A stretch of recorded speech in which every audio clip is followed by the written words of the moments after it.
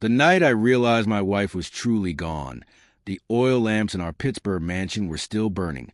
Her silk shawl was draped over the back of her favorite velvet chair, and her half-finished letter sat on the writing desk, as if she had only stepped away for a moment. But she hadn't stepped away. She had vanished. No scream, no struggle, no note, just gone. The servants swore they saw nothing.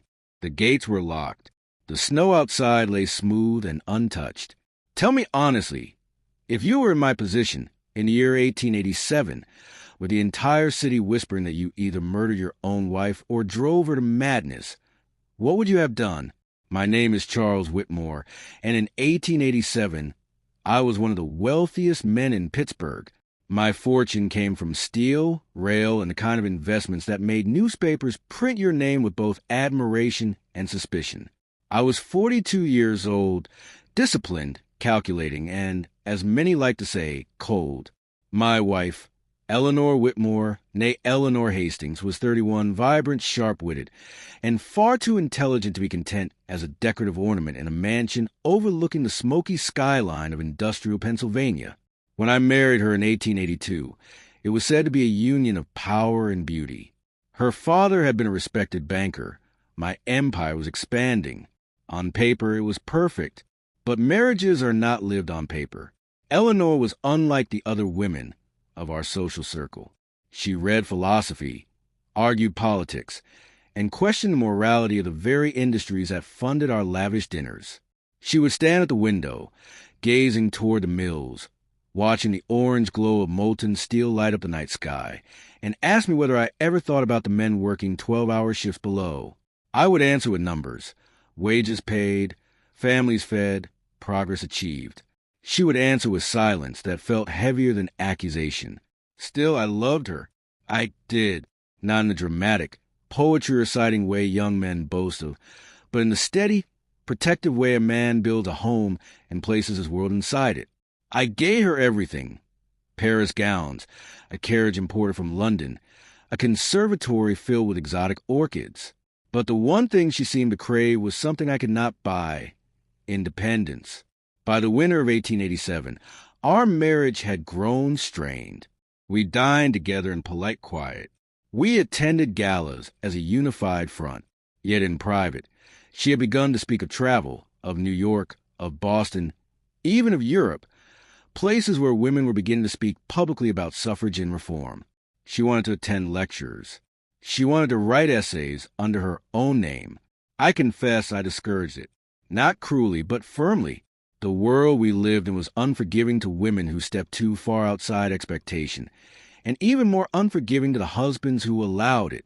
The day she disappeared began like any other. The air was bitterly cold, snow drifting across the iron gates. I left early for a meeting regarding a new rail expansion. Eleanor was still in bed, though awake. I remember she looked at me strangely, as if memorizing my face. "Charles," she said softly, "do you ever feel trapped by your own success?" I laughed it off, kissed her forehead, and told her I would return by supper. When I came home that evening, the house felt wrong. Not chaotic, not ransacked, just hollow. The butler informed me Mrs. Whitmore had retired to her study in the afternoon and had not rung for tea. By dusk, she had not appeared for dinner. I climbed the stairs myself, irritation giving way to unease. Her study door was slightly ajar. The lamp inside burned low. Her letter lay unfinished.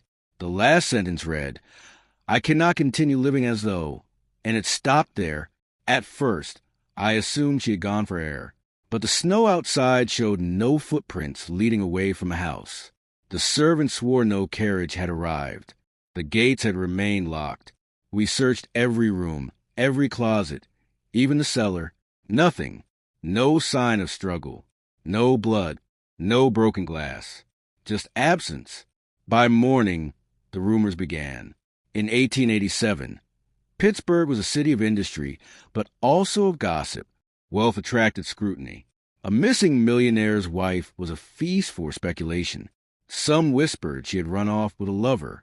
Others claimed I had killed her in a fit of rage and hidden the body in one of my steel shipments. The newspapers were relentless. Prominent industrialist wife vanishes without trace. They printed, as if the ink itself accused me. Detectives were summoned.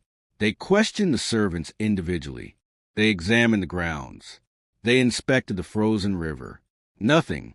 One detective, a narrow-eyed man named O'Rourke, asked me directly whether Eleanor and I had quarreled. I told him we had disagreements. As all couples do, he studied my face as though searching for cracks. Weeks passed. The house grew suffocating. Her orchids wilted without her touch. Her piano remained closed. I began sleeping in my office, unable to endure the echo of her absence in our bedroom. And yet, despite the fear and humiliation, a part of me felt something darker, anger. If she had chosen to leave, to stage this disappearance to punish me, then she had succeeded beyond measure. Then, a month after she vanished, a letter arrived. It bore no return address. The handwriting was unmistakably hers.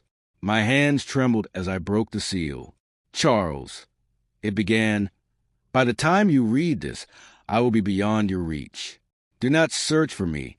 I have chosen a life that belongs to me alone." There was no explanation, no location, no plea, just a declaration of independence. Relief and fury warred within me. She was alive, but she had abandoned me. Abandoned her name, her home, her position. Do you understand what that meant in 1887? A woman did not simply walk away from a marriage of stature without scandal swallowing her whole. I burned the letter.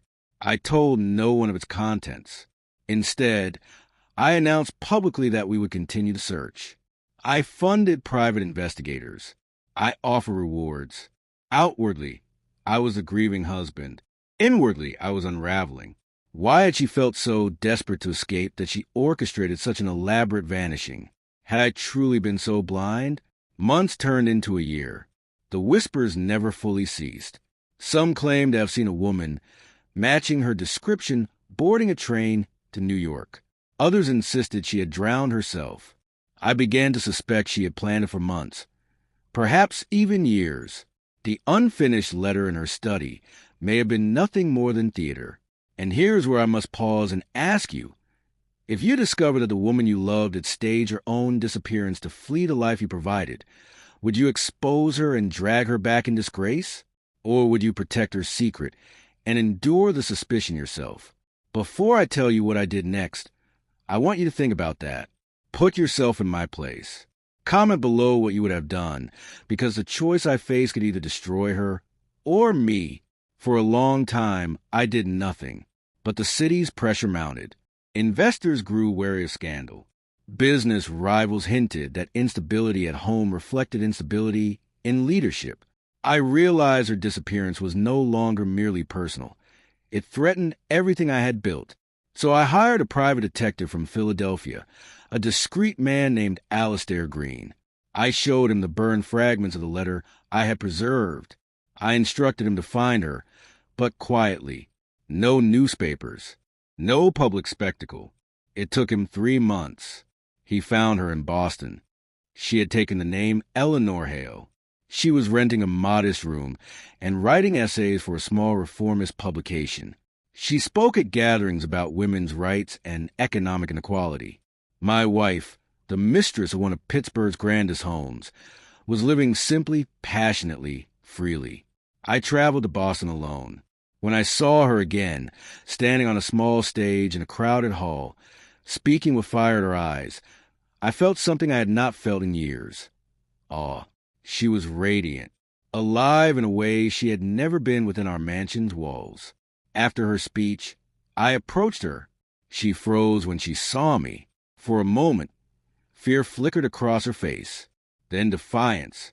"Charles," she said. "Eleanor," I replied. We spoke privately. She told me she had planned her escape carefully, with the help of a sympathetic maid who had since left our employment. She had hidden in a supply carriage that exited the estate before snowfall deepened. She left the unfinished letter as misdirection. She knew suspicion would fall on me, but she believed my wealth would shield me. Why? I asked. Because I was disappearing long before I ever left. she said. I needed to live as myself, not as Mrs. Whitmore. I could have forced her return. Legally, socially, financially, I held the power. Instead, I made a decision that surprised even me. I told her I would grant her freedom. Quietly. No public scandal. I would arrange a private separation under the guise of prolonged illness abroad. She would keep a portion of my fortune, enough to live independently. In return, she would never reveal the truth of her staged disappearance. She searched my face for cruelty, for manipulation. Finding none, she nodded. I returned to Pittsburgh, alone once more. Publicly, I announced that Eleanor had been located but was undergoing treatment in Europe for a delicate condition. Over time, the curiosity faded. Business stabilized. The mansion grew quieter, but steadier. Years have passed since 1887. I have not remarried. Sometimes, when I read certain essays circulating in progressive circles, I recognized her voice even without her name attached. She became what she always wanted to be. As for me, I learned that love cannot be confined by wealth or walls. I learned that sometimes the greatest act of control is choosing not to use it. Was I wrong for letting her go? Was I weak for protecting her secret? Or was it the only way either of us could survive with dignity? If you believe I did the right thing, like this video. If you think I should have exposed the truth, tell me in the comments. And if you want to hear more stories of scandal, mystery, and impossible choices from another time, make sure you subscribe. Share your final thoughts on this whole mess below. I read more than you think. I'll see you all in the next story.